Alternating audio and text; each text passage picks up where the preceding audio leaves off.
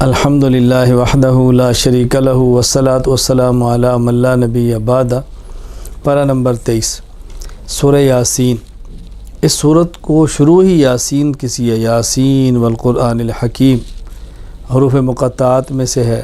مقطعاتن کی جمع ہے، مقطعاتن قطع سے ہے کاٹنا، کیونکہ یا کو الگ سین کو الگ، یاسین کاٹ کے پڑھا جاتا ہے، اس لیے انہیں حروف مقطعات کہتے ہیں۔ اللہ تعالیٰ نے اس کے آغاز میں انبیاء علیہ السلام کا ذکر کیا ہے، 3 نبیوں کا ذکر ہے، پھر قوم کا ان کو نہ ماننا، جھگڑنا، اس پر پھر ایک امتی حبیب نجار جو اپنی قوم کو سمجھاتے ہیں ایک ایسے شخص ہے، اللہ کا نبی ہے، تم سے مطالبہ نہیں کرتا، تم کیوں اس کی بات نہیں مانتے؟ قوم نے ان کی نصیحت پر عمل کرنے کے بجائے ان کو مار ڈالا۔ خیر، اللہ تعالیٰ نے ان کو جنت عطا فرمائی، ان کی حسرت کا ذکر کیا، کاش اس قوم کو میرے اس مقام کا پتہ چلے جو اللہ تعالیٰ نے مجھے عطا فرمایا ہے۔ تو اس سے معلوم ہوا کہ اہل حق کو نبی کی بات ماننی چاہیے، اور جو پیغمبر کی تائید کرتے ہیں ان کی بات ماننی چاہیے۔ جس طرح آج کے دور میں علماء ہیں، پیغمبر کی بات سمجھاتے ہیں، نبی والے دین کی طرح بلاتے ہیں، تو ان سے ٹکرانا نہیں چاہیے، بلکہ ان کی بات کو ماننا چاہیے۔ اللہ تعالیٰ نے اپنی توحید اور قدرت کے دلائل بیان کیے ہیں۔ سورج کو دیکھو، چاند کو دیکھو، ستارے کو دیکھو، زمین سے نباتات کو نکلنا دیکھو، سب چیزیں اللہ پاک کے کھول کے بیان فرمائیں۔ پھر قیامت کی ہولناکیوں کا بیان فرمایا۔ جب قیامت آئے گی تو اللہ تعالیٰ انسان کی زبان پہ مہر لگا دیں گے، اعضاء بولیں گے، ہاتھ بولے گا، ٹانگیں بولیں گی، پاؤں بولیں گے، بول کر بتائیں گے کہ کون کون سا گناہ ہم کرتے رہے ہیں، اس وقت سے ڈرو۔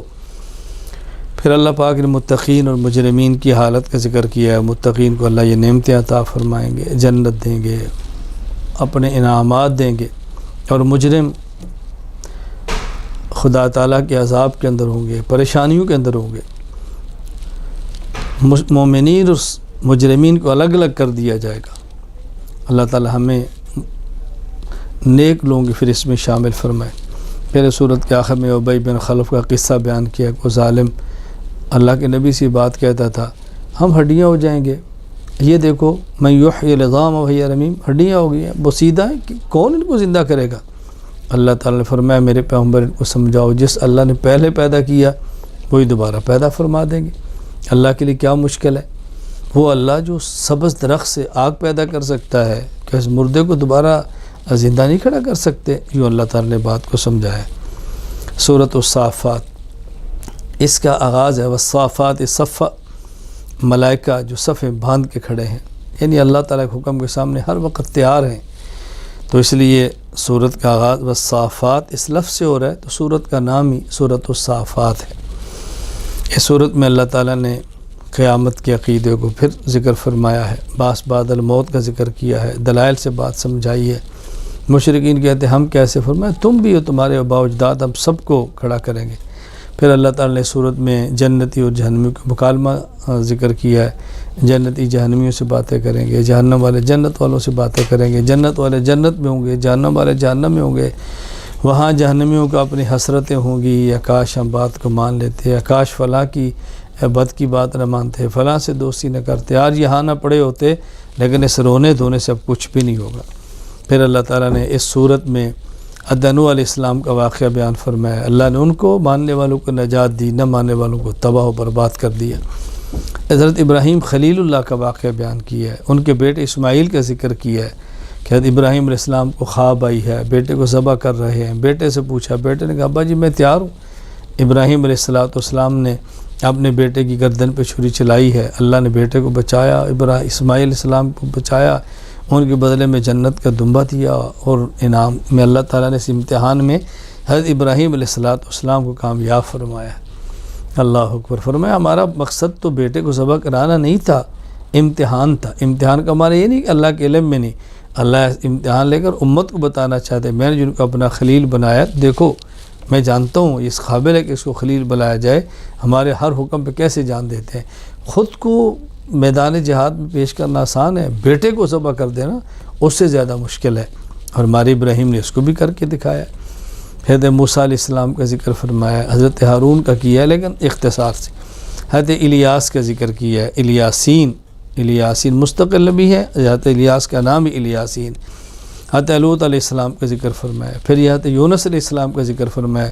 یونس علیہ السلام مچھلی کے پیٹ میں ہیں، تسبیح پڑی ہے، پھر مچھلی کے پیٹ سے نکلے ہیں اور کدو کی بیل کے نیچے ٹھہرے ہیں، اللہ نے وہاں انتظام فرمایا ان کے رہن سہن کا۔ حضرت یونس علیہ السلام یہ تسبیح نہ پڑھتے تو قیامت تک اس میں پڑے رہتے۔ ہمیں اس عبرت حاصل کرنی چاہیے، تسبیحات کا اہتمام کریں، استغفار کا اہتمام کریں، اللہ کی عظمت کے قائل ہوں۔ ہمیں یہ بات سمجھائی اللہ پاک نے نبیوں کے قصے اور واقعات کو بیان فرما۔ سورۃ صاد والقرآن ذی ذکر، کیونکہ سورت کے شروع میں حروف مقطعات میں سے ایک حرف صاد ہے، اس لیے سورت کا نام ہی سورہ صاد ہے۔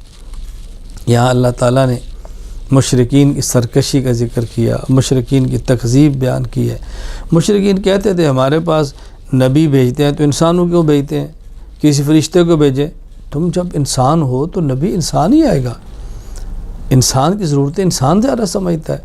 تو اللہ تعالیٰ نبیوں کے واقعات بیان فرماتے ہیں اور مشرکین کی تردید فرما رہے ہیں۔ داؤد علیہ السلام کا ذکر کیا ہے، داؤد علیہ السلام کو اللہ نے خلافت دی ہے، نبوت کے منصب پر فائز ہے، ان پر بھی امتحان آئے لیکن امتحان میں کامیاب ہوئے۔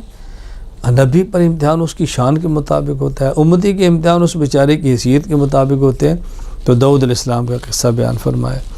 حضرت سلیمان علیہ السلام کا واقعہ بیان کیا، اپنے گھوڑے ملاحظہ فرما رہے ہیں، اللہ کی نعمت ہے، جہاد کے گھوڑے ہیں، وہ دیکھتے ہوئے شاید نماز کا وقت آگے گزر گیا، سلیمان علیہ السلام نے گھوڑوں کو کاٹ ڈالا کہ میں اللہ کی عبادت میں کسی چیز کو بھی برداشت نہیں کر سکتا۔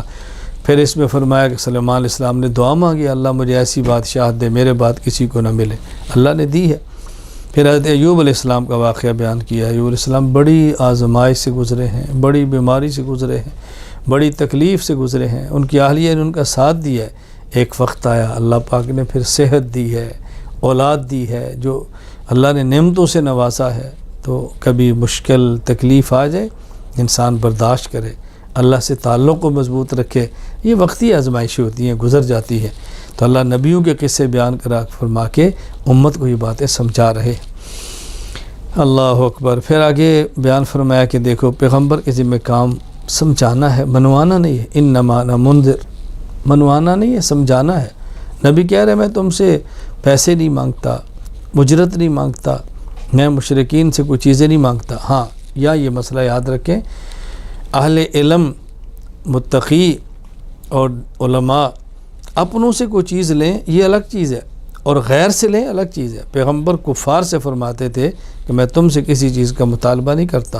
یہ میں نے اس لیے کہا کہ بعض لوگ اس کو بطور دلیل کے پیش کرتے ہیں کہ یہ دین پڑھانے والے کی اجرت لینا جائز نہیں، اس مسئلے کا اس آیت سے کوئی تعلق نہیں ہے۔ پیغمبر غیروں کو کہہ رہا ہے، اور آج بھی دین کا کام کرنے والے غیروں سے تو کبھی بھی نہیں کہتے کہ ہمیں کوئی چیز دے دو۔ اللہ تعالیٰ دین سمجھنے کی توفیق عطا فرمائے۔ سورۃ الزمر، اس کے آغاز میں اللہ تعالیٰ نے عقیدہ توحید کو بیان فرمایا ہے اور اس پر دلائل بیان فرمائے۔ موحد اور مشرک کی مثال اللہ نے سورت میں آخر میں بڑی وضاحت سے بیان فرمائی۔ اللہ اکبر۔